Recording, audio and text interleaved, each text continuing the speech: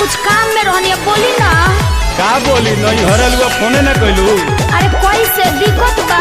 अरे तो तनी हमरो के दे टाइम। अरे तो का करे तू काहे नहीं खो बुझ और ये वो साथ आइल बकरे। हां तो सुन का बोली साला बाजू नहीं खियावत ना हवे टावर का ऐसन बुझाता यारे काहे ना आवाजिया सुनाता।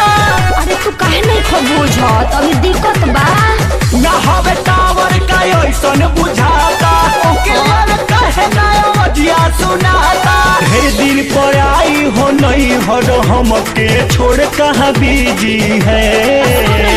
कारे अंगनवा बड़ के भतीजी है दुआर पर मेरे पति जी है। अंगनवा बड़ के भतीजी है दुआर पर मेरे पति जी है। समझे? तो हम का करें?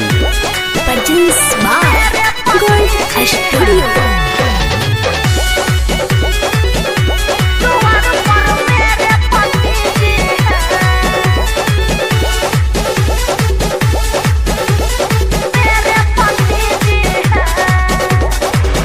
कहबनो बहाना के मुखरा देखा जा बाटरी कवेस्ट जानो आज भर भुला जा ना बिल्कुल ना भूला। अरे भुलाई के पड़ी नो।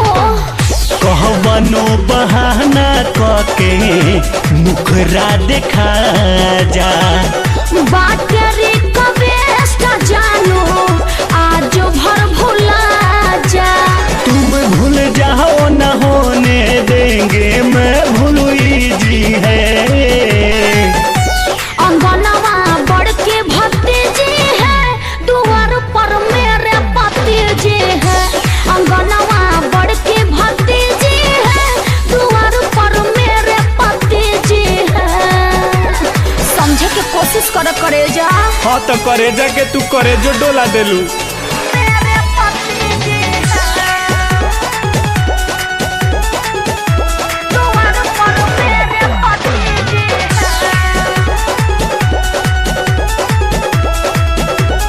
मेरे पति जी है।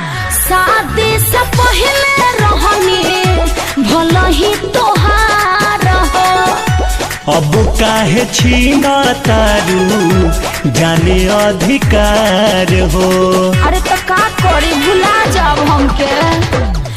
शादी से पहले रहनी भला ही तोहार हो। अब काहे छीना तारू जाने अधिकार हो। छोरे आए रन के लागो तारू सावन के निजी है।